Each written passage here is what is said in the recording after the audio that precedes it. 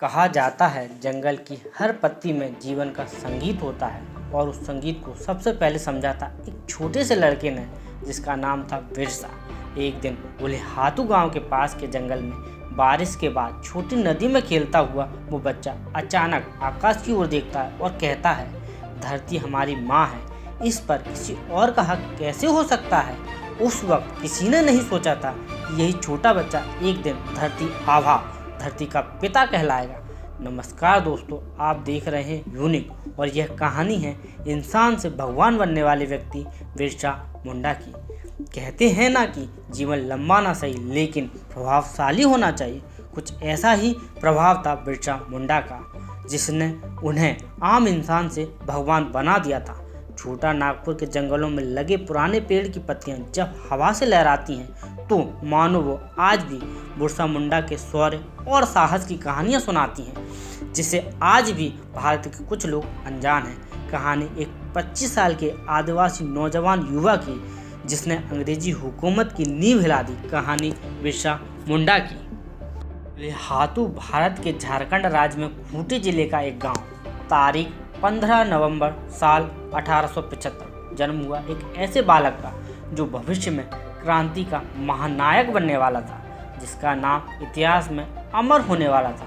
बालक का नाम था बिरसा मुंडा। उसने अपनी पहली शिक्षा सालगा गांव के शिक्षक जयपाल नाग से ली और उन्हीं की सिफारिश पर जर्मन मिशनरी स्कूल में दाखिला ले लिया। जर्मन मिशनरी स्कूल में दाखिले की अपनी एक कहानी है। दाखिले के लिए बिरसा मुंडा को बिरसा डेविड बनना पड़ा, यानी अपना धर्म परिवर्तन करना पड़ा। दरअसल उस समय स्कूलों में धार्मिक प्रवचन दिए जाते थे, जिसमें ईसाई मूल्य और राजभक्ति की बातें की जाती थी। साथ ही ये वादे भी किए जाते थे कि अगर आदिवासी ईसाई बने रहें तो उनको उनकी ज़मीन वापस मिल जाएगी, जो जमींदारों और महाजनों ने आदिवासियों से छीन ली थी। उन दोनों जर्मन लूथरन और रोमन कैथोलिक ईसाई किसानों को भूमि आंदोलन चल रहा था। इन ईसाई किसानों को सरदार कहा जाता था। जमीन मिलने के भरोसे के चलते लोग ईसाई धर्म अपना लेते थे। राजधर्म में आ जाने पर और पादरियों के वादों के कारण उन्होंने सशस्त्र क्रांति का रास्ता छोड़कर कानूनी रास्ता अपना लिया था। अब लोग तीर, बल्लम, कटार आदि छोड़कर अदालतों के चक्कर लगाने लगे थे। ये सरदारी आंदोलन 40 साल तक चला, लेकिन कोई सफलता न मिल पाने की वजह से आगे चल के यही आंदोलन बिरसा मुंडा के उलगुलान का आधार बना। उलगुलान मतलब कोलाहल, उथल पुथल करने वाला, और ऐसा हुआ भी। बिरसा मुंडा के नेतृत्व में उलगुलान या कहें मुंडा आंदोलन झारखंड के इतिहास का अंतिम और खून आदिवासी विद्रोह, जिसमें हजारों की संख्या में आदिवासी शहीद भी हुए। अपनी जमीन, जंगल और जल की रक्षा के लिए उलगुलान का आह्वान हुआ। इस विद्रोह में बिरसा मुंडा के साथ हजारों का हुजूम शामिल हुआ, जो बिरसा के एक इशारे पर मरने और मारने को तैयार थे। इस लड़ाई में विशेष तौर पर मुरहू में एंग्लिकन मिशन और सरबरा में रोमन कैथोलिक मिशन को निशाने पर लिया गया। इस दौरान नई घोषणा का ऐलान हुआ और इसमें कहा गया, हमारे असली दुश्मन ब्रिटिश सरकार है, ना कि ईसाई बने मुंडा।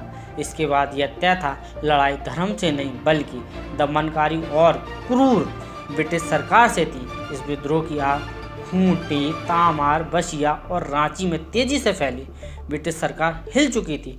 1857 से 1900 के बीच आदिवासियों और अंग्रेजों के बीच कई लड़ाई हुई, पर हर बार अंग्रेज सरकार को नाकामी मिली। इस क्रम में जनवरी 1900 में मुंडा और अंग्रेजों के बीच आखिरी लड़ाई हुई।